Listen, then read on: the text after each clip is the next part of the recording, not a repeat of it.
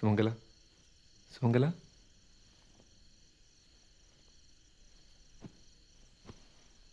ഏയ്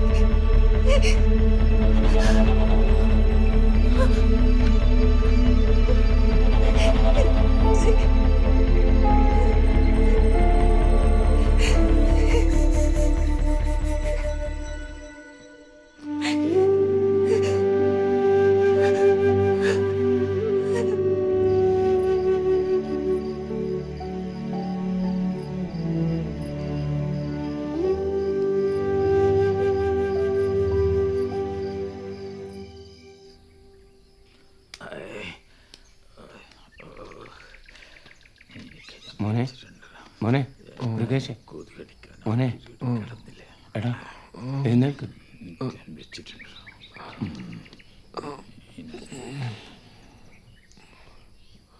ഐശുവിനെ മമ്പാടത്തെ കൊണ്ടുപോവാ എനിക്കോളെ കാണണ്ടേ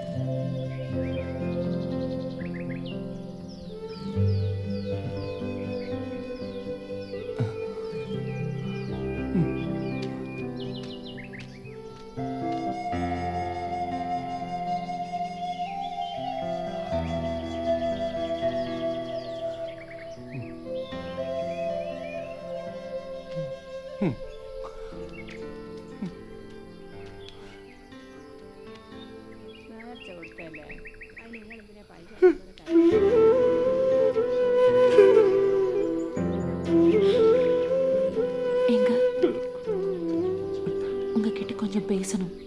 கொஞ்சம் வெளில கூட்டிட்டு போறீங்களா?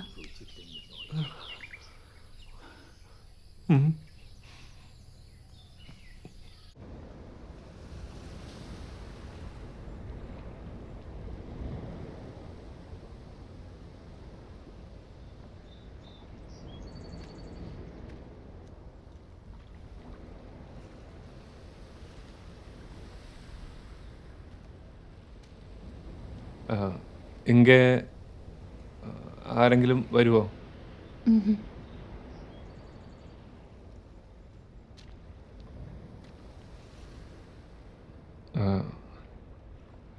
എന്നോട് ക്ഷമിക്കണം. എനിക്ക് ഇന്നലെ രാത്രി എനിക്ക് എന്താ സംഭവിച്ചതെന്ന് അറിയാം.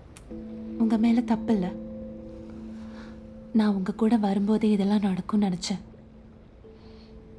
எனக்கு தெரியும் நீங்க நல்லவர் தான். உங்களுக்கு என்ன பிடிக்கும்னு எனக்கு தெரியும். ஆனால் நான் பிறந்ததும் வளர்ந்ததும் எல்லாம் உங்களை மாதிரி இல்லை. நான் ஒரு ஆசிரமத்தில் வளர்ந்த பொண்ணு. எங்களுக்கு கல்யாணம் அப்படின்னு ஒன்று இல்லை. என்னால் உங்களை கல்யாணம் பண்ணவும் முடியாது. நான் அன்னைக்கே சொன்னேன்ல, பொங்கலுக்கு ஒரு நாள் முன்னாடி எனக்கு போகணும். நான் உங்கள் வீட்டில் வந்ததுக்கப்புறம் எல்லாரும் பெருசாக கொண்டாடுறாங்க. நானும் சந்தோஷமாக தான் இருந்தேன். இந்த வாழ்க்கையில் எனக்கு அதெல்லாம் கொடுத்து வைக்கல. தயவு செஞ்சு எந்த ஆசை பாசத்தையும் காமிக்காதீங்க. என் மனசை நீங்கள் எவ்வளோ முயற்சி பண்ணாலும் மாற்ற முடியாது. எனக்கு போகணும், போய் தான் ஆகணும். പോണം പോണം പോണം എവിടെ പോണം? അതെന്താ പറയാത്തത്? നീ സന്യാസിയാണെ ആശ്രമത്തിൽ കഴിയണം. ഞാൻ ആടെ തന്നെ കൊണ്ടാക്കി തരാം. ഞാൻ കൂട്ടിക്കൊണ്ട് വന്നിടത്ത്. அதெல்லாம் சொன்னா உங்களுக்கு புரியாது. உங்க மண்டையில ஏறாது. അതാ ഞാൻ പിന്നെ ചോദിക്കുന്നത്. എവിടെ പോണ്ടേ? എന്താ എന്റെ പ്രശ്നം? നിന്റെ ആശ്രമത്തിലെ സ്വാമിമാരൊക്കെ ഇങ്ങനെ മതിലും ചാടി നടക്കുവാന്നോ? എനിക്ക് എന്തോ പ്രശ്നമുണ്ട്. അതെന്താന്ന് എനിക്ക് അറിയണം. പിന്നെ ഞാൻ എന്റെ വീട്ടിലേക്ക് കൊണ്ടുവന്ന് എന്റെ നാട്ടുകാർ മൊത്തം കണ്ട എനിക്ക് നാളെ എന്തെങ്കിലും പറ്റിയാൽ എന്നോടാ ചോദിക്കുക. കല്യാണം രജിസ്റ്റർ ആക്കിയിട്ടില്ല എന്ന് വനചേച്ചിക്ക് മാത്രമേ അറിയുള്ളൂ. ഇതെങ്ങാനും പാർട്ടിക്കാരറിഞ്ഞ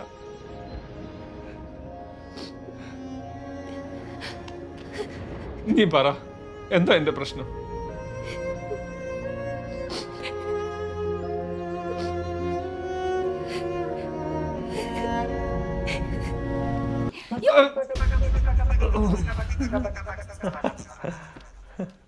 എന്താ എന്ത് പറ്റിയതാ? ഒന്നുമില്ല, ഒന്ന് സ്ലിപ്പായതാ.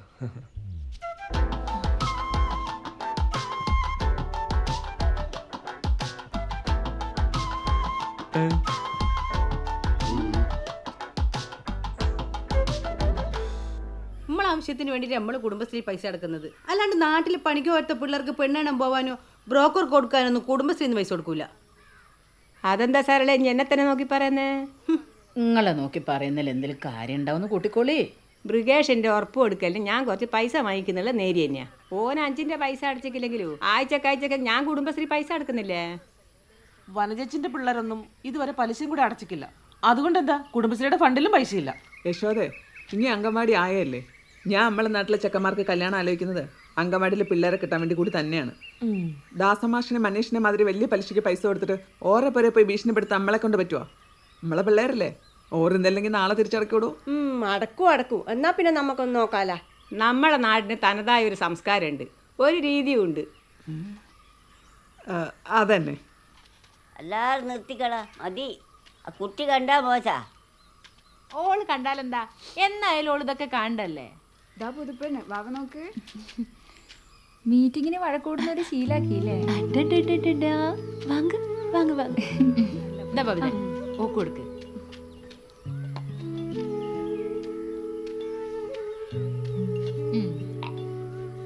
ഓരോന്ന് പറഞ്ഞ് അടികൂടാൻ വേണ്ടിട്ടില്ല മീറ്റിംഗാന്ന് വെക്കുന്നത്. അതിവിടെ സ്ഥിരമുള്ളതാ.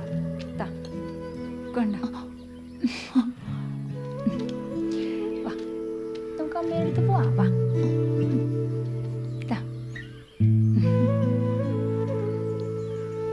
എനിക്കിതാദ്യം എന്നോട് പറഞ്ഞുകൂടാ.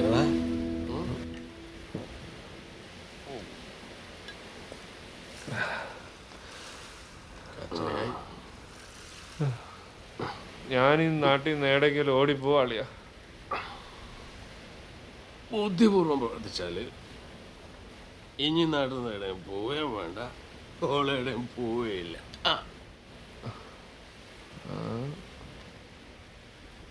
ഒരു വഴിയുണ്ട്.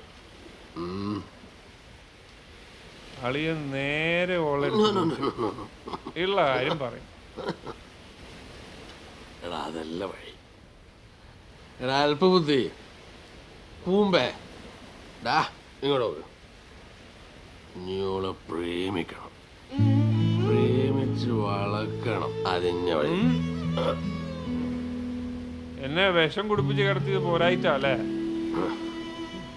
10 പൈസേന്റെ ബോധമില്ലാത്ത ആ സുലുവിനെ പോലും വളക്കാൻ എന്നെ കൊണ്ട് പറ്റിയില്ല. ഇതാള് വേറെയാ, മാമിപ്പെണ്ണ്. അത് സുലു.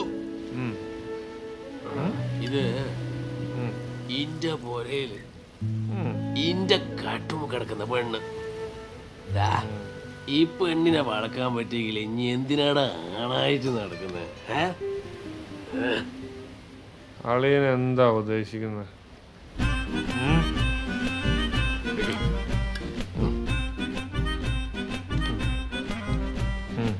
ഇത് വലിച്ചിട്ട് ഉള്ളിലുള്ള സകല കാമുകന്മാരും സടവുടൻ